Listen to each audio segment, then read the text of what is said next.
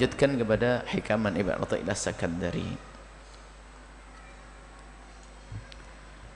Kita sudah sampai kepada hikmah yang keberapa ini? Hikmah ke 22. Qala Ibn Athaillah As-Sakandari rahimahullah ta'ala, nafa'ana Allah bihi wa bi ulumihi wa bi ulumi masyaikhihi fid dharaini amin. Ila anqal, beliau sampai kepada hikmah ma min nafasin tubdihi illa walahu qadarun fika yumdihi. Tidak ada nafas yang engkau hembuskan kecuali bersama nafas yang kau hembuskan itu adalah qadar Allah yang Allah berlakukan kepadamu. Pertama adalah tentang nafas. Hembusan nafasmu itu ada bilangannya, hanya kita tidak tahu berapa miliar triliun. Dan jika sudah habis, maka kita pun sudah tidak bisa menghembuskan nafas. Dalam bahasa kita, kalau sudah mati, menghembuskan nafas terakhir. Dan memang terakhir, mati. Artinya setiap kali kita hembuskan satu nafas, artinya kita mendekat kepada kematian kita 1 detik. Dan Anda harus sadar itu. Liang kuburmu mendekatimu 1 detik bersama 1 hembusan nafasmu, atau setengah detik. Dan kita harus sadar. Dan kita tidak tahu kapan hembusan nafas terakhir kita.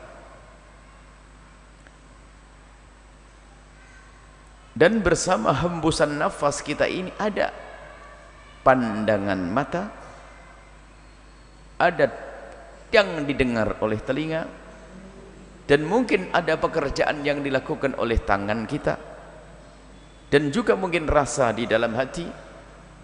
Bersama hembusan nafas kita itu ada takdir, ketentuan Allah untukmu. Artinya bersama hembusan nafasmu ada hitungan amal untukmu. Semua nafas yang kau hembuskan itu akan bersama dengan ketentuan Allah, baik burukmu. Qada qadar, baik buruk. Qada kita harus tahu faham. Qada itu apa yang telah Allah ketahui tentang apa yang akan terjadi kepada makhluknya semuanya sampai nanti di surga. Itu qada, pengetahuan Allah. Kalau qadar, apa yang Allah berlakukan kepada hamba tersebut sesuai dengan apa yang telah Allah ketahui. Contoh, Allah Maha tahu dari dulu dan dulu dan dulu, detik ini, jam ini Anda menghembuskan nafas di tempat yang mulia untuk mendengar pengajian. Allah sudah tahu. Artinya duduk Anda di tempat ini diketahui oleh Allah, dan duduknya Anda di sini adalah qadar Allah, ketentuan Allah. Artinya hembusan nafas kita ini akan selalu bersamaan, besertaan dengan ketentuan Allah, baik atau buruk. Maka jagalah hembusan nafasmu itu, hendaknya engkau sertai dengan perilaku baik, karena itulah hitungan amalmu. Hitungan amalmu, ketentuan Allah untuk kita. Ada yang menghembuskan nafasnya saat ini dia mencuri, ada yang menghembuskan nafasnya saat ini adalah untuk berzina. Itu ada hitungannya. Dan bersama hembusan nafas, artinya jangan kau sia-siakan hembusan nafasmu. Menghembuskan nafas tanpa guna saja adalah kerugian, apalagi jika kita menghembuskan nafas untuk bermaksiat. Waspadalah, hitungannya ada di hadapan Allah Subhanahu wa ta'ala. Dari hikmah ini yang bisa kita ambil adalah agar kita tidak pernah menunda-nunda kebaikan yang bisa kita lakukan, dan agar kita juga tidak menunda tobat kalau kita melakukan dosa.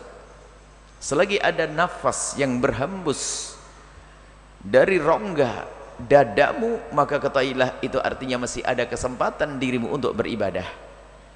Dan selagi masih ada hembusan nafas, artinya kita masih diberi kesempatan oleh Allah untuk bertobat.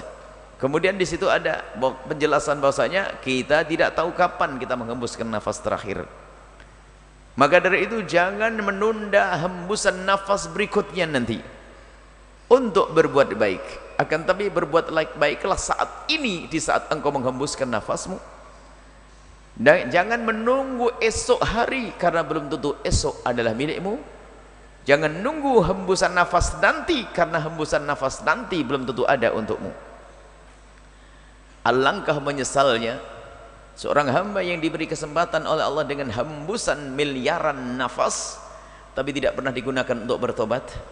Diberi kesempatan untuk melakukan kebaikan tapi tidak melakukan. Kemudian di saat dikagetkan dengan hembusan nafas yang terakhir, dia akan kecewa, menyesal yang tidak ada lagi artinya sebuah penyesalan. Penyesalan yang tidak ada artinya kapan? Penyesalan di saat sudah dicabut nyawa kita. Kalau hari ini kita menyesal, itulah tobat.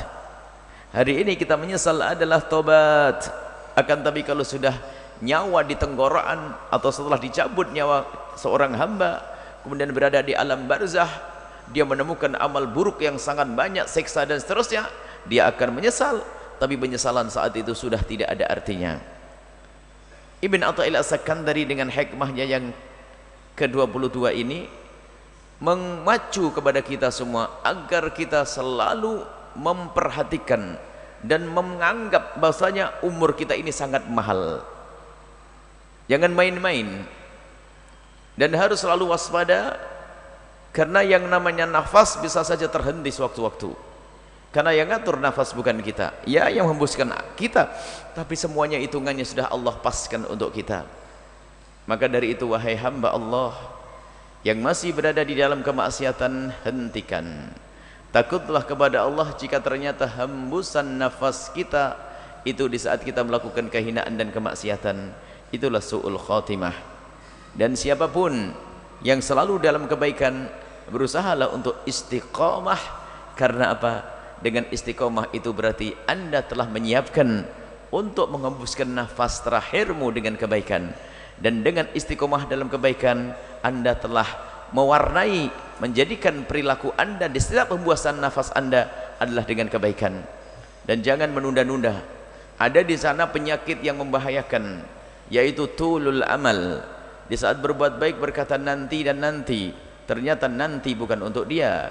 Di saat untuk melakukan sedekah saja besok saja, ternyata besok sudah diwaris oleh anak-anaknya.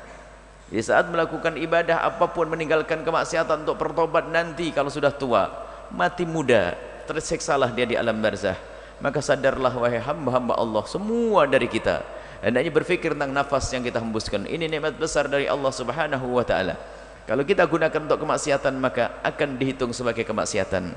Tapi kalau kita gunakan untuk kebaikan, maka ketahuilah kebaikan itu akan kita petik nanti di akhirat, di saat kita menghadap kepada Allah, di saat nafas ini sudah tidak ada artinya lagi. Kesadaran, maka di sana para ulama menjelaskan tentang tulul amal. Tulul amal itu pembahasan panjang lebar. Macam-macam orang tulul amal, enggak mikir kalau gini loh. Yang namanya kematian itu semua orang itu semua orang meyakini. Coba kalau ditanya semua orang itu yakin. Makanya sampai dikatakan ada sesuatu yang sangat diyakini, akan tapi perilaku manusia seperti orang yang tidak yakin. Ada sesuatu yang sangat diyakini tapi sangat mirip dengan sesuatu yang sangat diragukan, yaitu kematian. Orang kalau ditanya kematian, jawabannya sangat yakin, cuman perilakunya seperti yang ragu, seperti orang ragu kematian itu tiba. Maraitul yakina ashbaha bisyakki minal maut. Sampai katanya, aku sungguh tidak melihat keyakinan sesuatu yang diyakini tapi mirip sesuatu yang sangat diragukan, melebihi daripada kematian. Kematian itu kalau ditanya orang, Anda bakal mati atau tidak, semua ngomong mati, bakal mati. Sehingga kalau berjalan di pinggir, naik motor hati-hati dan sebagainya.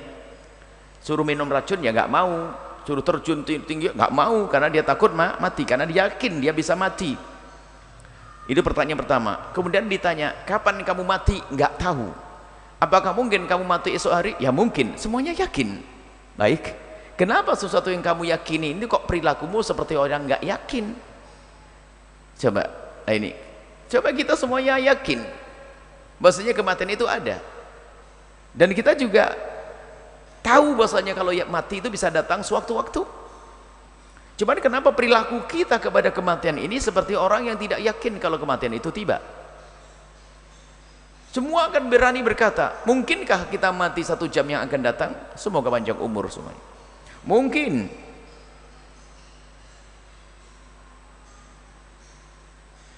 Beberapa hari yang lalu saya punya sahabat seorang kiai muda dari Jawa Timur meninggal. Alhamdulillah meninggalnya enak, seumur kita. Meninggal di Mekah Madinah. Kaget kita. Ibunya yang sakit lama, panjang umur sampai hari ini, tapi anaknya yang masih muda, seger, gagah begitu, ternyata Allah